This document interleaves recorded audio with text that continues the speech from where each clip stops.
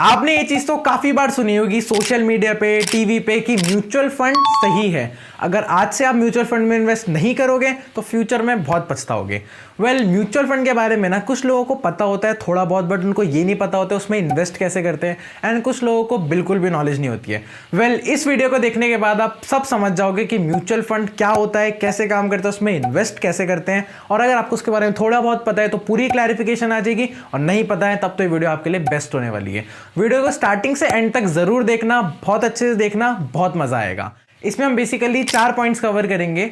Mutual fund क्या होता है, म्यूचुअल फंड काम कैसे करता है, म्यूचुअल फंड में इन्वेस्ट कैसे करते हैं, और म्यूचुअल फंड के कुछ एडवांटेजेस और डिसएडवांटेजेस। तो गाइस सबसे पहले बात करते हैं कि म्यूचुअल फंड होता क्या है। गाइस म्यूचुअल मतलब होता है आपसी सहमति में, आपस में मिलकर, और फंड का मतलब होता है जब किसी एक पर्टिकुलर पर्पस के लिए बहुत सारा पैसा रेस किया होता है, उसको फंड बोलते हैं।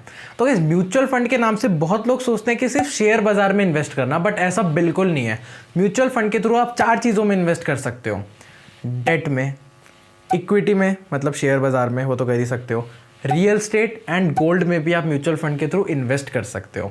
लेकिन जो मार्केट में ज़्यादातर बात होती है उतार चढ़ाव की, कम इंटरेस्ट, ज़्यादा इंटरेस्ट, ये सब आपको इक्विटी बेस्ड म्यूचुअल फंड में ज़्यादा मिलता है। मतलब शेयर बाजार वाली म्यूचुअल फंड में ज़्यादा देखने को मिलती है आपको ये सारी चीज़ें।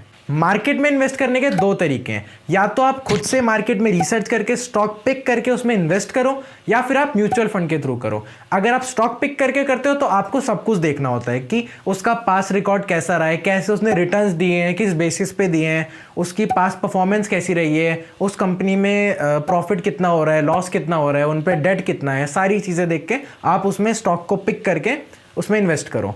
सेकंड थिंग होती है म्यूचुअल फंड। आप म्यूचुअल फंड के थ्रू करो। म्यूचुअल फंड क्या करेगा, आपके बिहाफ में इन्वेस्ट करेगा। म्यूचुअल फंड में काफ़ी ट्रेंड लोग होते हैं जिनको स्टॉक मार्केट की पूरी नॉलेज होती है, जो ट्रेडिंग करना जानते हैं, जो एक्सपर्ट्स होते हैं उस फील्ड में बेसिकली। तो एक्सपर्ट्स के थ्रू आपका पैसा मार्केट में लगता है, और जिसमें से वो कुछ अपनी फीस लेते हैं, और बाकी का जितना भी वो प्रॉफिट बनाता है वो सारा आपको दे देते हैं as a mutual fund return. Mutual fund काम कैसे करता है? म्यूचुअल फंड में बेसिकली कुछ लोग मिलके कुछ एक्सपर्ट्स को हायर करते हैं जिनको स्टॉक मार्केट की बहुत अच्छे से नॉलेज हो, जिन्होंने उसके थ्रू बहुत ज़्यादा प्रॉफिट भी बनाया हो, और वो अच्छे खासे अपनी फील्ड में एक्सपर्ट्स हो।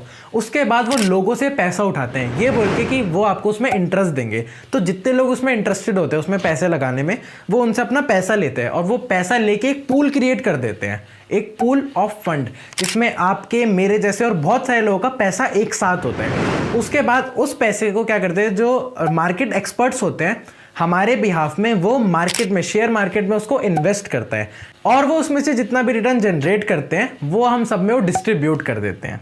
गाइज मान लो अगर आज आपके पास 2000 रुपए एंड आपको मार्केट में इन्वेस्ट करने हैं, लेकिन आपको मार्केट की बिल्कुल नॉलेज नहीं है, आप क्या करोगे, आप किसी एक्सपर्ट की हेल्प लोगे, आप उसे कॉल करोगे, उसकी कोई फीस दोगे। सपोज करो अगर आप किसी पूछते हो कि आपके पास 2000 रुपये, आपको कौन सा स्टॉक में डालने चाहिए, तो एक एक्सपर्ट की का इस फीस ही वो 2000 हो जाएगी, तो आप इन्वेस्ट उसमें क्या कर पाओगे। लेकिन एक म्यूचुअल फंड की फीस बहुत कम होती है, हार्डली 0.1% से 0.4% के अराउंड, इसी फिगर में एक म्यूचुअल फंड की फीस होती है। गाइस सोचिए, मतलब 2000 में से 0.1 या 0.4% तक का आपका पैसे कट के बाकी सारे उसमें इन्वेस्ट हो जाते हैं। तो गाइस अब समझते हैं कि म्यूचुअल फंड काम कैसे करता है। गाइस म्यूचुअल फंड कुछ नहीं है, इसको इस तरह से समझो कि एक तरह का पूल है, जिस पूल में आप सब लोगों ने और हम सब लोगों ने मिलकर अपने पैसे डाले हैं, ठीक है। म्यूचुअल फंड के एक्सपर्ट्स क्या करेंगे, उसको मार्केट में इन्वेस्ट करेंगे। वो कैसे इन्वेस्ट करेंगे, जो उसके एक्सपर्ट्स होंगे वो रिसर्च करेंगे कि आजकल कौन सी कंपनियां मार्केट में अच्छा परफॉर्म कर रही है, कौन सी टेक्नोलॉजी की कंपनी है, कौन से बैंक्स हैं, कौन सी और फार्मास्यूटिकल कंपनी है, या फिर मशीन बनाने वाली कंपनी है, ईवी की कंपनी है, एंड बहुत सारी कंपनीज। वो खुद से मार्केट की इसमें रिसर्च करेंगे और हमारे बिहाफ में उन कंपनियों में अपने पैसे लगाएंगे। गाइस म्यूचुअल फंड ना 1000 रुपये लेके भी 1 लाख रुपए पर शेयर वाली कंपनी में इन्वेस्ट करने का एक तरीका है। अगर आज आप MRF का एक शेयर लेने जाओगे, वो आपको 90,000 से ज़्यादा का मिलेगा। आप इंडिविजुअली जाके तो उसको ले नहीं सकते हो, लेकिन आप अगर वो 1000 रुपये म्यूचुअल फंड को दे दो, म्यूचुअल फंड आपके और हम जैसे कई लोगों के बिहाफ में वो MRF के शेयर से और कंपनी के शेयर्स में इन्वेस्ट करेगा, एंड अपना यूनिट बना के हमको अलॉट कर देगा। उस यूनिट की जो वैल्यू होती है उसको बोलते हैं नेट एसेट वैल्यू। वो एक एसेट होता है जो म्यूचुअल फंड की तरफ से हमें अलॉट होता है। जब जब वो बढ़ता रहता है, मतलब हमारा म्यूचुअल फंड अच्छा परफॉर्म कर रहा है, जिन कंपनियों में उन्होंने इन्वेस्ट किया है वो अच्छा रिटर्न दे रही है, और अगर NAV घटता है, नेट एसेट वैल्यू घटती है, मतलब हमारा म्यूचुअल फंड ज़्यादा अच्छा परफॉर्म नहीं कर रहे हैं। गाइस खुद से मार्केट में जाके इन्वेस्ट करने करने से सबसे अच्छा तरीका है म्यूचुअल फंड के थ्रू करना। गाइज म्यूचुअल फंड एक अच्छा ऑप्शन इसलिए क्योंकि आपको इसमें खुद से मार्केट को जाके टाइम देने की बिल्कुल ज़रूरत नहीं है। जो म्यूचुअल फंड में आपके फंड मैनेजर बैठे हैं वो आपके बिहाफ में जितनी भी अच्छी कंपनियां परफॉर्म करी उसमें आपके पैसे लगाते हैं और जो गंदा परफॉर्म करी उसमें से आपके पैसे निकालते हैं। जितनी भी ट्रेडिंग होती है वो खुद से करते हैं, आपको बस उसमें अपना प्रिंसिपल अमाउंट इन्वेस्ट करके रखना होता है। तो गाइज अब समझते हैं कि म्यूचुअल फंड में इन्वेस्ट कैसे करें। गाइज बेसिकली म्यूचुअल फंड में इन्वेस्ट करने के दो तरीके हैं। पहला है SIP, सिस्टमैटिक इन्वेस्टमेंट प्लानिंग। दूसरा है लमसम। लमसम मतलब एक साथ पैसे डाल देना, मतलब आपके पास कोई प्रिंसिपल अमाउंट है 1 लाख 2 लाख 10 लाख जितना भी है वो आप एक बार में म्यूचुअल फंड में डाल दो, या फिर आप हर महीने कुछ ना कुछ अमाउंट डालते रहो।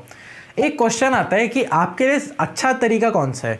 ये सिंपल है, अगर आप सैलरीड एम्प्लॉयड हो, अगर आपके पास एक बार में प्रिंसिपल अमाउंट नहीं होता है बट तब भी आपको जो है म्यूचुअल फंड में इन्वेस्ट करना है, उस समय पे आप क्या कर सकते हो, SIP करा सकते हो। जैसे 1,000 2,000 5,000 10,000 जितने भी आप अफोर्ड कर पाओ उसके आप SIP करा लो। वो आपका हर मंथ ऑटोमेटिकली एक ई-मैंडेट होता है, उसको भरने के बाद उस म्यूचुअल फंड में आपके बैंक के थ्रू ऑटोमेटिकली पैसे जाते रहेंगे हर महीना और इन्वेस्ट होते रहेंगे मार्केट में। एक ये तरीका होता है। एंड दूसरा होता है लमसम।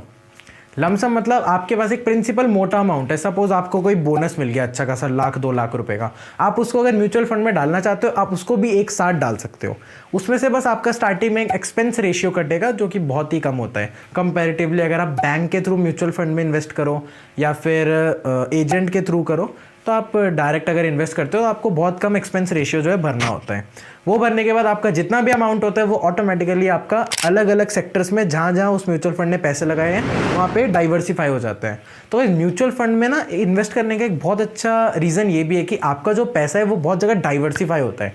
डाइवर्सिफाई माने वो अलग अलग तरीके की कंपनीज में लगता है, IT कंपनीज में, फार्मा कंपनीज में, बहुत सारी अलग अलग कंपनीज में, सो दैट आपका जो एंड में प्रॉफिट होता है वो एवरेज आउट हो जाता है। जो कंपनी बहुत अच्छा परफॉर्म करती है और कोई कंपनी है जो जिसने ज़्यादा अच्छा परफॉर्म नहीं किया, तो उन दोनों को एवरेज करके वो एट दी एंड एक कंसिस्टेंट हो जाता है, मतलब उसने ठीक ठाक ही परफॉर्म किया है। और बाकी जहां म्यूचुअल फंड ने आपके पैसों को इन्वेस्ट करा है वहां से उनको अच्छा रिटर्न मिलता है, तो आपका पोर्टफोलियो बहुत अच्छा हो जाता है। अच्छा गाइस, एक चीज़ है, अगर आप SIP के थ्रू म्यूचुअल फंड में इन्वेस्ट करते हो तो ये आपके लिए एक सेफ और अच्छा ऑप्शन एट दी एंड माना जाता है अगर आप लॉन्ग टर्म के लिए इन्वेस्टमेंट कर रहे हो।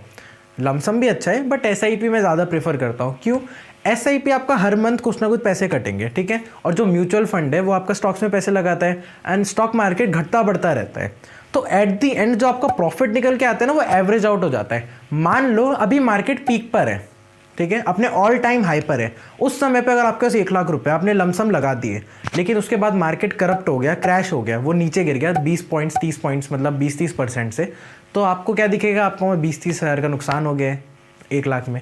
लेकिन अगर आप SIP कराते हो, अगर आपने सपोज 10,000 रुपये आज इन्वेस्ट करे जब मार्केट ऑल टाइम हाई पे, एक महीने में वो करप्ट होकर 20% गिर गया, अब वो आपके 10,000 तो 8,000 बन गए, लेकिन अब आपके 10,000 और इन्वेस्ट हो गए, अब वो कितना हो गया टोटल 18,000। लेकिन अगर आप सपोज 20,000 ही पहले महीने डाल देते तो आपका करप्ट हो कितना हो जाता, अगर 20% आपका करता है तो अराउंड 16,000 रुपये, तो 16,000 रुपये हो जाता है, तो अभी भी आप 2,000 रुपये फायदा। तो SIP कराने में ये फायदा होता है कि आपका एट दी एंड जो प्रॉफिट है वो एवरेज आउट होकर एक अच्छा खासा बढ़ता ही है। गाइस एक चीज़ है, अगर आप कोई घटिया से घटिया म्यूचुअल फंड भी उठा लोगे ना, उसने भी आपको एट दी एंड हर साल FD से तो ज़्यादा ही इंटरेस्ट दिया है। आपका 8-9-10% तो हर म्यूचुअल फंड ने एट दी एंड दिया ही दिया है। अगर आप आज से ही अपनी म्यूचुअल फंड में इन्वेस्टमेंट शुरू करना चाहते हो तो मैं आपको डिस्क्रिप्शन बॉक्स में कुछ इंडिया के टॉप लीडिंग ब्रोकर्स का लिंक दूंगा, वहां से जाके आप उनको डाउनलोड करके अपना डीमैट अकाउंट ओपन कर सकते हो, जिसके थ्रू आप आज से ही म्यूचुअल फंड में इन्वेस्टिंग शुरू कर सकते हो। चलिए गाइस, अब बात करते हैं एडवांटेजेस और डिसएडवांटेजेस के बारे में म्यूचुअल फंड के।